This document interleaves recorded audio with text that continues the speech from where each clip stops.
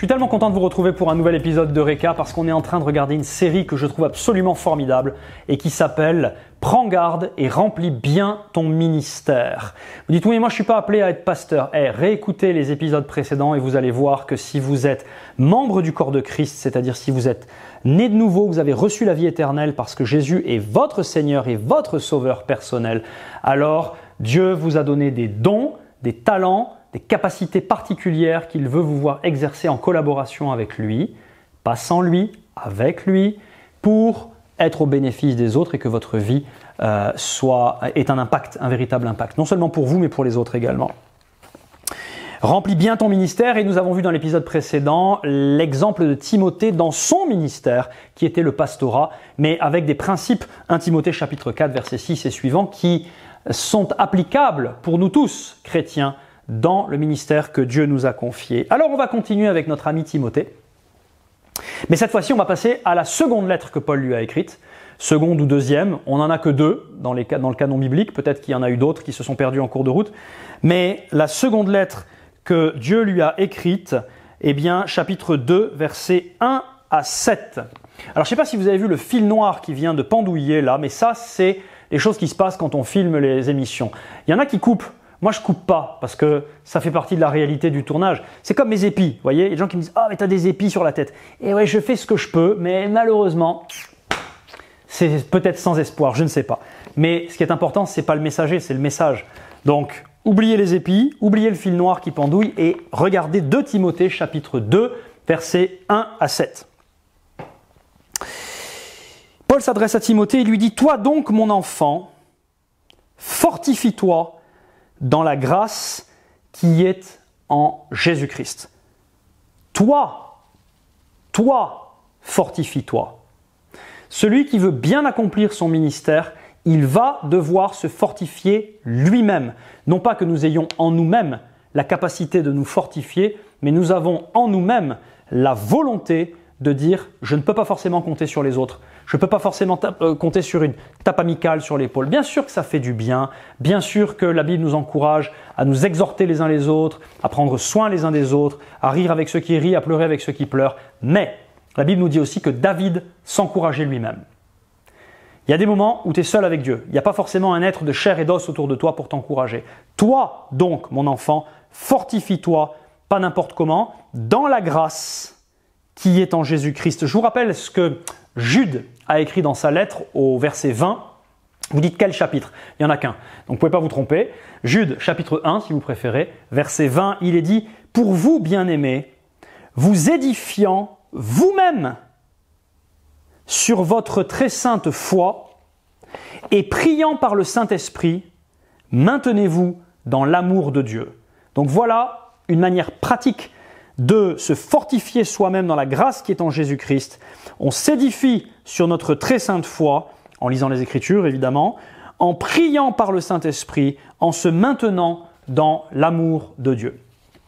Donc c'est l'encouragement que Paul adresse à Timothée, et à vrai dire, c'est un ordre, c'est pas qu'un encouragement.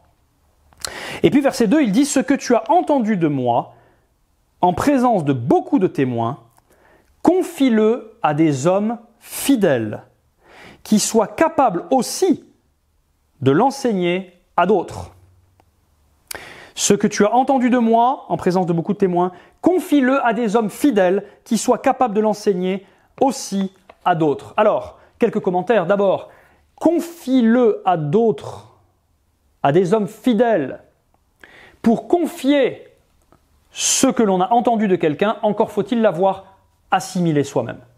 Je vais avoir du mal à reproduire quelque chose qui ne s'est pas reproduit en moi. C'est pas simplement du blabla, il n'est pas en train de lui donner le manuel, il passe le manuel aux autres et il se débrouille avec ça. Non, non, non.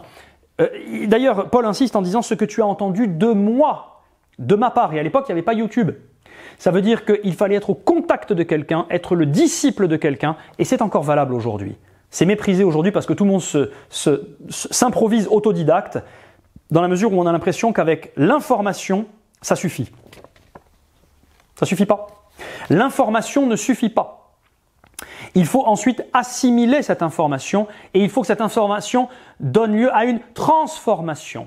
Et l'information ne peut pas donner lieu à une transformation s'il n'y a pas un contact avec quelqu'un d'autre. Mais je ferme cette parenthèse. Le processus pour aller jusqu'à son terme nécessite une soumission à quelqu'un d'autre, un contact avec quelqu'un d'autre. Et le discipulat prend tout son sens, encore aujourd'hui. Mais, je ferme cette parenthèse et il dit « confie-le », donc assimile-le, confie-le à des hommes fidèles qui soient capables de l'enseigner aussi à d'autres. Pourquoi c'est important dans le cadre de notre série prends garde et remplis bien ton ministère, parce que bien remplir son ministère, ça veut aussi dire transmet. Ça n'est pas simplement accomplir une tâche, ça veut dire laisse-toi transformer par le renouvellement de tes pensées, donne-toi tout entier au perfectionnement du don que Dieu t'a donné, à l'exercice du don que Dieu t'a donné, fais-le de manière honorable, convenable, ce qui n'est pas juste une banalité ou quelque chose d'à peine acceptable. Je vous renvoie aux épisodes précédents. Honorable, convenable dans les Écritures, ça veut dire au top. Mais ensuite, confie-le à des gens fidèles qui vont être capables de l'enseigner aussi à d'autres. Donc, accomplir convenablement son ministère, je le répète, ça veut dire transmettre. Or, vous comprenez bien que si je suis moi-même médiocre dans ma façon de faire les choses, qu'est-ce que je vais transmettre aux autres? La médiocrité. Et c'est un peu comme une photocopie d'une photocopie d'une photocopie d'une photocopie d'une photocopie. Vous perdez en qualité à chaque fois. Résultat des courses. Si moi-même, je ne veille pas à transmettre quelque chose de qualité, et malheureusement ou heureusement, ça n'est pas qu'un savoir-faire, c'est un savoir-être également que je dois transmettre. C'est la raison pour laquelle j'insiste sur le fait qu'il faut être au contact les uns des autres. Il faut être en communion avec avec certaines personnes, pas forcément avec tous, mais avec certaines personnes, de manière à pouvoir être transformé, de manière à pouvoir transformer les autres soi-même. Ok ? Transmets-le aussi à d'autres. Je vais simplement aborder la suite. Versets 3, 4, 5, 6. Paul est en train d'évoquer avec Timothée 3 images qui étaient très parlantes pour lui à l'époque, qui sont celles du soldat, de l'athlète et du paysan.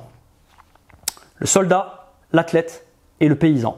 Et à l'époque de Timothée, ces 3 rôles, ces 3 personnes avaient une importance capitale. Mais quand on prend le temps d'étudier ces 3 rôles, vous allez voir que ce n'est pas simplement une allégorie, ce n'est pas simplement une illustration, c'est qu'il y a des choses tout à fait précises chez chacun de ces 3-là qui parlent à quiconque veut accomplir convenablement son ministère. Le soldat, l'athlète et le paysan, textuellement le laboureur. Okay ? Donc je vous donne rendez-vous pour un prochain épisode de manière à étudier rapidement ces 3, parce qu'il y aurait tellement à dire sur le sujet, ces 3... le retour du fil noir. J'aime m'amuser avec vous, j'aime m'amuser avec moi. Il ne faut pas se prendre au sérieux quand on fait ces choses-là. On fait son travail sérieusement, mais on ne se prend pas soi-même au sérieux. Voilà une autre clé pour bien accomplir son ministère. C'est une parenthèse, mais elle est peut-être plus spirituelle que vous ne le pensez. Et je vous donne rendez-vous donc dans un autre épisode avec le fil noir et peut-être l'épi sur la tête pour Eureka et cette série qui, je l'espère, vous bénit. À très vite.